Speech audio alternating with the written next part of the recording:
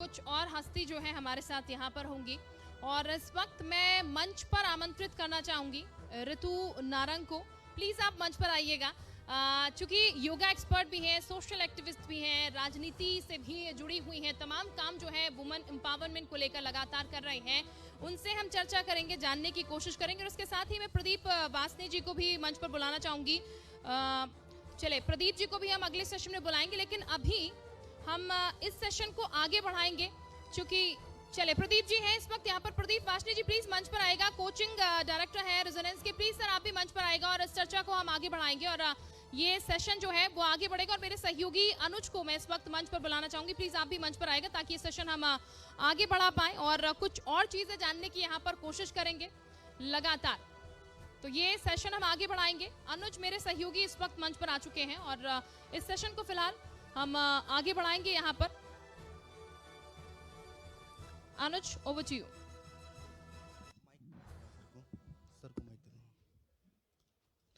बहुत शुक्रिया शिल्पा। और इस वक्त हमारे साथ दो खास मेहमान हैं, ऋतु नारंग जी हैं और प्रदीप वासने जी हैं। ऋतु नारंग जी बहुत स्वागत है, प्रदीप जी बहुत स्वागत है। ऋतु जी, सबसे पहले मैं आपसे शुरुआत करूंगा। योगा एक्सपर्ट हैं आप और योग को भारत में इस वक्त देखा जा रहा है किस ऊंचाई पर है, लेकिन आपको लगता है कि अभी बहुत सारे लोग हैं जो नहीं करते हैं योगा, या फिर उनको आगे आने की ज़रूरत है? अभी बहुत सारा काम है इस फील्ड में बचा है जो बाकी है, करना बाकी है। जी हाँ, सबसे पहले ये बहुत ही अहम सवाल इस समय इसलिए भी है क्योंकि हम लोग ने पिछले कुछ सालों में ऐसी आपदा से हम लोग गुजरे हैं जो हमने देखा है कि कोरोना ने हमें इसका महत्व बहुत ज़्यादा करीबी से समझाया है।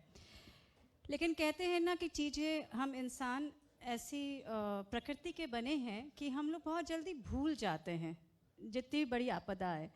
इसको हम ब्लेसिंग डिस्गाइज भी कह सकते हैं और एट द सेम टाइम हम ये भी कह सकते हैं कि ये हमारा एक विडंबना है मनुष्य की कि क्यों ऐसा करता है।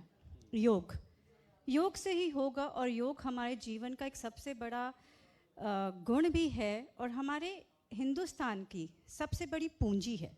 ज्ञान है ये हमारा, और इसे ज्ञान के साथ ये विज्ञान भी है। आज फिर से कोरोना आ रहा है। आप देखिए हमारे आदरणीय पीएम सर ने अभी जब मन की बात बोली है, उन्होंने योग के द्वारा उन्होंने बोला कि योग को आप लोग कभी मत भूलिए, उसे अपनी जीवन शैली में सदैव रखिए। जैसे मैं अपना अनुभव योग का बताऊंगी, मुझे करीब 12 साल हो गए हैं इसमें जी। तो मैंने हर डिपार्टमेंट में लिया है। डिपार्टमेंट का मतलब है एक माली का भी लिया है तो एक रिक्शे वाले का भी लिया है, और अगर आप डॉक्टर्स का भी कहेंगे तो वहाँ पर भी schools, colleges, engineers, IPS officers, सैनिक, हमारे यहाँ पर ट्रेनिंग स्कूल हैं साथ, वहाँ पर रेगुलर मैं ट्रेनीज़ को योगा कराती हूँ। हमारे शहर में आप जहाँ भी कहेंगे, गाँव से लेकर शहर तक हमने लिया। योग से बहुत बड़ी एक चीज़ जो मैंने अपने जीवन शैली में देखी है, जो एक नशा है। नशा मुक्त भारत कैंपेन की मैं 2019 से डिस्ट्रिक्ट आइकॉन हूँ मुरादाबाद की, क्योंकि मेरे काम को देखते हुए मुझे ये उपलब्धि मिली। योग के द्वारा कई हज़ारों के नशा से मैंने उनको मुक्त करा है। ये मैं बहुत गर्व से आज इस प्लेटफॉर्म में बताना चाहूँगी। कई हज़ारों के, इनफैक्ट ऐसे कई युवाएं हैं जिन्होंने ड्रग्स को छोड़ा है। ये पॉसिबल है योग से? जी 100%। और अगर मैं आपसे बता रही हूँ ये सत्य है, और आप मेरे फेसबुक में लाइव भी उनके वीडियोस देख सकते हैं जिन्होंने अपने वीडियोस में बताया है कि उन्होंने छोड़ा है। 2013 से आज तक जब वो मुझे मिलते हैं हमेशा यही कहते हैं, दीदी हमने अभी ड्रिंक और तंबाकू बीड़ी नहीं लिया है अभी तक। ये मेरे लिए और हमारे देश की जो ज्ञान है, जो विज्ञान है, जो पूरा विश्व इसको मानता है। और जो आपने अभी सवाल करा क्या इस पर अभी लोग कर रहे हैं नहीं कर रहे हैं, मैं आज युवाओं को इस प्लेटफॉर्म से बोलना चाहूँगी जी। Yoga gives you peace and calmness and vision of life. और जो हम जिम की ओर जा रहे हैं, वेस्टर्न की ओर जा रहे हैं, वेस्टर्न लोग हमारे योग स्टूडियोज खोल रहे हैं, वेस्टर्न लोग हमारे सभ्यता और संस्कृति को अपना रहे हैं। वो एग्रेशन देता है। जो हम जिम जाते हैं उसके अंदर एग्रेशन, लाउड म्यूजिक होता है, बिल्कुल। इतना एग्रेशन होता है। आपका पीस ऑफ माइंड नहीं, पहले आप दिन भर अपने मन के साथ बहुत गुत्थियों से झूल रहे होते हैं उसके बाद फिर आप जिम जा रहे हैं और वहाँ पर फिर आपका मन उस नकारात्मकता ही की तरफ जा रहा है. So going to the commonness, going inward to yourself and giving yourself a vision of life, वो सिर्फ और सिर्फ हमें योग के द्वारा मिल सकता है. योग से एक ठहराव आता है, ये आप कहना चाह रही हो, इस पर भी हम आगे भी बात करेंगे. लेकिन हमारे साथ प्रदीप जी हैं. प्रदीप जी, एजुकेशन लाइन में आप आगे बढ़ रहे हैं, किस तरह से काम करते हैं, कैसे आगे बढ़ते हैं, जरा एक बार हमारे दर्शकों को समझाएं. Thank you so much Zee news. मैं एक छोटा सा टीचर था पहले, एक स्कूल में पढ़ाता था. बाद में मैं फिर किसी दूसरे स्कूल मैंने ज्वाइन किया, फिर मेरा डिग्री कॉलेज ज्वाइन किया, उसको मैंने फिर ड्रॉप कर दिया था, गवर्नमेंट डिग्री कॉलेज का. उसके बाद मैंने अभी मुरादाबाद में एक रेजोनेंस कोचिंग खोला है यहाँ पर. और रेजोनेंस कोचिंग खोलने का सबसे बड़ा कारण ये था कि यहाँ से जो बच्चे थे वो कोटा जाते थे. कोरोना समय में कोटा में अभी आपने पोजीशन देखी थी कि किस पोजीशन में बच्चे वापस आए थे, वो सब कुछ को लेकर. बिल्कुल ठीक तो बात है. मेरे दिमाग में आया कि क्यों ना मुरादाबाद में एक ऐसी कोचिंग खोली जाए और जो कोटा से भी ज़्यादा अच्छा सा हम कर सकते हैं यहाँ पर. मैंने यहाँ पर किया है. इतना बड़ा कोचिंग शायद कोटा के बाद इंडिया में सबसे बड़ा कोचिंग मुरादाबाद में होगा. रेजिडेंशियल कोचिंग है, खाना पीना रहना सब बच्चे का, इस तरह से मैंने यहाँ पर इसे किया है. और ना केवल क्योंकि मैं स्टार्टिंग में मैं बहुत पुअर पोजीशन में रहा था. जब मैं पढ़ाई करता था AMU से मैंने MSc PhD किया था और 2007 में मेरा नाम Limca book of world record, एक मेरा नाम एक वर्ल्ड रिकॉर्ड था लिम्का बुक में मेरा. बिल्कुल. तो उसके बाद मैंने फिर एक एक करके यहाँ तक पहुँचा और आज मुरादाबाद में मुझे इतना सारा प्यार भी मिला है कि मुरादाबाद में मैं इतना बड़ा कोचिंग खोलने के बाद इस पोजीशन तक भी रहते हैं कि कोई भी बच्चा अगर किसी भी पुअर फैमिली का है, वो सब लोग जानते भी हैं, तो वो मेरे पास आए, उसको फ्री एजुकेशन भी मिलेगी, बहुत अच्छी बात 100% है. फ्री एजुकेशन भी मिलेगी उसके लिए किसी भी पोजीशन अच्छी का. बात है. आज ऊपर वाले के आशीर्वाद से मेरा स्टूडेंट्स भावा में हैं, इंजीनियर कहीं पर हैं, कितने सारे डॉक्टर्स. बिफोर लास्ट ईयर की बात करते हैं तो 4th रैंक इंडिया में मेरे स्टूडेंट का रहा है. She got 496 out of 500. And last year 3rd rank India में मेरे स्टूडेंट का रहा है. She got 497 out of 500. तो इस तरह से पोजीशन का अभी मेरी कोचिंग से अभी 2 बच्चे IUQM, जो शायद बहुत सारे लोग मुरादाबाद में कम जानते होंगे कि ओलंपियाड में वर्ल्ड में 300 बच्चों का सिलेक्शन होता है. उन 300 बच्चों में से 2 बच्चों का सिलेक्शन आपके मुरादाबाद से है, मेरी कोचिंग से है यहाँ पर. तो ये भी बहुत बड़ी बात है क्योंकि हमारे लिए एक स्कॉलरशिप वर्ल्ड लेवल पे एक स्कॉलरशिप मिल रही है हमारे लिए यहाँ पर. इस तरह से लेवल को बढ़ाते हुए IIT, NEET, CA, CS, CAT, CLAT, इन सारी पोजीशन तक मैं लेकर गया हूँ कोचिंग के लिए. और सिर्फ 2 साल में हम लोग इस पोजीशन तक लेकर आए हैं. टीचर्स सारे के सारे मैंने कोटा से बुलाए हैं यहाँ पर. मोस्टली टीचर्स कोटा के हैं, बहुत अच्छे लेवल के सारे टीचर्स हैं.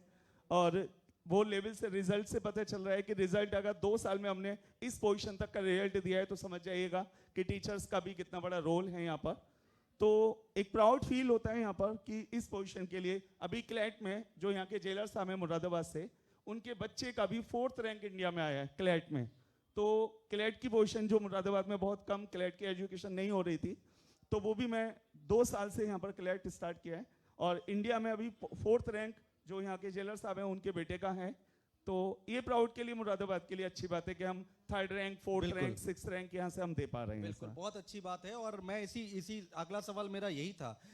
दोबारा मैं आऊंगा आपके पास तो ये जरूर पूछने की कोशिश करूंगा कि भाई मुरादाबाद से लोग कानपुर, लखनऊ, दिल्ली जो बच्चे हैं, क्या उस पर कितना फर्क है. मैं आऊंगा आपके पास. लेकिन ऋतु जी, ये आप सोशल एक्टिविस्ट भी हैं साथ ही साथ, क्या क्या आपको देखने को मिलता है समाज में, किस तरह की चीजें चल रही हैं, कैसे कैसे केसेस आपके सामने आते हैं और उसका समाधान आप लोग कैसे करते हैं. मैं नारी उत्थान केंद्र में काउंसलर हूँ कई सालों से. वहाँ पर हर वर्ग के लोग आते हैं, फैमिली कोर्ट उसे कहा जाता है. और ऐसे ऐसे केसेस सामने आते हैं जो ये देखते हैं कि what is happening in the society. लेकिन एक बात मैं ज़रूर आज बधाई भी दूंगी अपने सरकार को कि मिशन शक्ति और जो टॉयलेट का जो मुद्दा आया कि हर घर में टॉयलेट होना चाहिए, तो ये केसेस ऐसे भी आए कि जब एक औरत ने कहा मैं ससुराल तब जाऊंगी जब बाथरूम आएगा. और ये बहुत बड़ी बात है. पहले इसके ऊपर बिल्कुल ध्यान नहीं दिया जाता था. आज एक औरत ये बात की डिमांड करती है कि मुझे अपने ससुराल में एक टॉयलेट चाहिए. वो उसका अधिकार है, तो वो इसका अधिकार है. आज अगर ट्रिपल तलाक को लेके भी आती हैं औरतें कि हमें तलाक ऐसे क्यों दिया गया जब सरकार ने इसे मान्यता नहीं दी है, और बाकी जो आप संघर्ष की बात कर रहे हैं, आज भी होम वायलेंस है और उसका सबसे बड़ा कारण नशा है।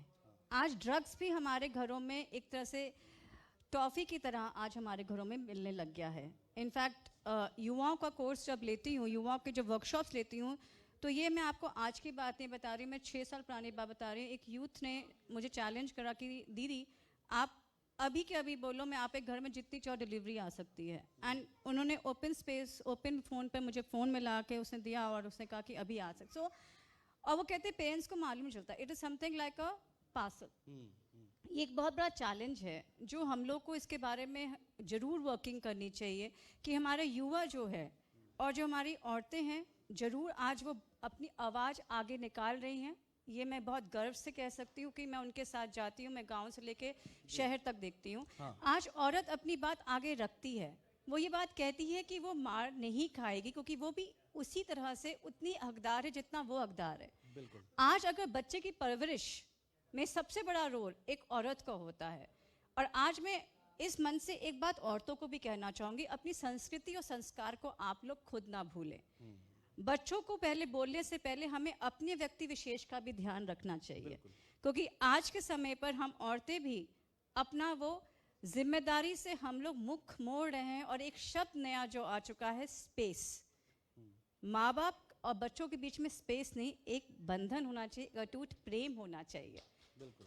और वो प्रेम ही हमारी सभ्यता और संस्कृति को आगे बढ़ाएगा और हमारे बच्चों को नशा से दूर रखेगा और उनको उस विजन की ओर लेके जाएगा, जो विजन आज हमारे देश को, मैं कहती हूँ सबसे बड़ी जिम्मेदारी, अगर आप हम एक बच्चे को जन्म देते हैं, एक चैलेंज है ये, अगर हम एक बच्चे को जन्म देते हैं तो सबसे बड़ी जिम्मेदारी है देश को सबसे बढ़िया भविष्य देना है। जी। आप एक भविष्य बना रहे हैं हिंदुस्तान का, इसलिए हर एक औरत की, हर एक पिता की पूर्णतः जिम्मेदारी है कि शाम को अपने बच्चों के साथ बैठे, उनके साथ बातचीत करें, उनके बस बेस्ट दोस्त बने। बिल्कुल। तभी वो चीज़ हम आज मुमकिन देख पाएंगे जो हम अपना देखना चाहते हैं भविष्य को। बिल्कुल। प्रदीप जी, ये पेरेंट्स की बात हो गई, लेकिन आप भी बच्चों का भविष्य बनाते हैं, तो मेरा पिछला सवाल यही था कि भाई जो लोग हैं बाहर जाने से, क्या अब उस पर कुछ असर पड़ा है? मुरादाबाद के बच्चे दिख रहे हैं यहाँ पर? हाँ, बहुत ज़्यादा असर पड़ा है। और जैसे लास्ट ईयर के अभी मुरादाबाद में एक कोचिंग का हब बन चुका है। केवल मेरा ही कोचिंग नहीं है, और भी कोचिंग है यहाँ पर, और सारे कोचिंग बहुत अच्छी पोजीशन के हैं। पहले लगभग 80% स्टूडेंट मुरादाबाद से जाता था और 20% केवल मुरादाबाद में रुकता था। अभी 90% मुरादाबाद में रुकता है, केवल 10% बच्चे जाते हैं, और वो भी बहुत रेयर। हर माँ बाप चाहता है कि उनके बच्चे उनके पास रहें, उसके साथ उनको एजुकेशन लेना बहुत ज़्यादा आसान है। क्यों? क्योंकि वो डिप्रेशन में नहीं आता है। अभी बच्चा वहाँ चले जाता है, आप लोगों ने नोट किया होगा, आपके बच्चे भी शायद गए होंगे, तो बच्चा जब हमसे दूर रहता है तो एक तो पढ़ाई का बोझ, फिर हमारा एक पेरेंट्स जब हमारे साथ नहीं होते तो सपोर्ट हमारे साथ नहीं होता है, देन हमारे लिए बहुत ज़्यादा फर्क पड़ता है पढ़ाई के लिए लेकर। अगर बच्चा माँ बाप के साथ रहकर यहाँ पढ़ रहा होता है, या पास में सपोज के चंदोसी का बच्चा है, मुरादाबाद रह रहा है, तो हम लोगों को एक मेंटली ये रहता है, प्रिपेयर्ड रहते हैं कि हाँ हम 1 घंटे में मुरादाबाद पहुंच जाएंगे। लेकिन कोटा जाने के लिए हमें पूरा 12 घंटे 10 घंटे हमारे लिए लगाने पड़ेंगे। बिल्कुल, बिल्कुल। तो ये सब कुछ यहाँ पर 80% 90% बच्चा मुरादाबाद में रुकता है। बहुत अच्छी बातें आप लोगों से की और बहुत कुछ जानने को मिला। बहुत शुक्रिया आप दोनों मेहमानों का हमारे साथ जुड़ने के लिए। मैम कुछ कहना चाह रही शायद? जी हाँ, क्योंकि वो उसके बिना मेरा अधूरा रहेगा। जी। इलेक्शन में मैं 2019 में 2022 में डिस्ट्रिक्ट आइकॉन रही हूँ, और 10% इंक्रीज भी रहा है हमारे यहाँ पर मतदाता का भी। मैं ये बात ज़रूर कहना चाहूँगी, आज शिकायत करना बंद करिए, वोट देना शुरू करिए। जो आपका हक है, जो आपका अधिकार है, उसका हम मनन नहीं करते, उसका हम उपयोग नहीं करते, हम हर समय शिकायतें करते रह जाते हैं, और यही हमारी सबसे बड़ी कमज़ोरी भी है। शिकायत करना एक हम लोग ने एक प्रकृति के अंदर अपने अपना लिया है। इनफैक्ट मेरे पिता कहते थे, मनुष्य जन्म जब मिला है तो एक शेरनी की तरह और एक शेर की तरह जीना चाहिए, ना कि सियार की तरह, जो मेरे गुरु श्री श्री रविशंकर जी ने मुझे प्रैक्टिकली समझाया भी। अगर आप जीवन में कुछ पाना चाहते हैं तो उसके लिए आपको आगे आना पड़ेगा, अपनी बात आगे रखनी पड़ेगी, और अपना मूल्य भी आपको समझना पड़ेगा, आप कितने मूल्यवान हैं। और एक बात मुरादाबाद के लिए आज आप बात कर रहे हैं, जी। मैं भरतनाट्यम डांसर हूँ इलाहाबाद से, प्राक समिति से, और यहाँ पर जितने भी सामाजिक प्रोग्राम वो परेशानियाँ होती हैं, सोशल कॉजेज़ होते हैं, उसे मैं अपने नृत्य के द्वारा मैं प्रस्तुत करती हूँ। जैसे बेटी बचाओ बेटी पढ़ाओ है, नारी एक अवतरण यात्रा है, इनफैक्ट उसको मैंने एडिक्ट और लिखा भी अपने हैं। सो आज मुरादाबाद को, एक बच्चों को मैं ज़रूर ये बात कहना चाहूँगी, मुरादाबाद को एक बहुत ज़रूरत है एक प्राक समिति जैसी एक यहाँ पर भी एक हब होना चाहिए, जिसकी मुझे बहुत कमी रही, अपने बच्चों को जो चीज़ मैं नहीं दे पाई। आप इस मन से बात रख रही हो सकता है बात वहाँ जहाँ तक पहुँचनी चाहिए वहाँ पहुँच जाए। Thank you. फिलहाल बहुत शुक्रिया आप दोनों मेहमानों का हमारे साथ जुड़ने के लिए, तमाम बातचीत करने के लिए। आप दोनों को बहुत शुभकामनाएं आपके भविष्य के लिए, अच्छे काम के लिए। Thank you so much ma'am, thank you sir.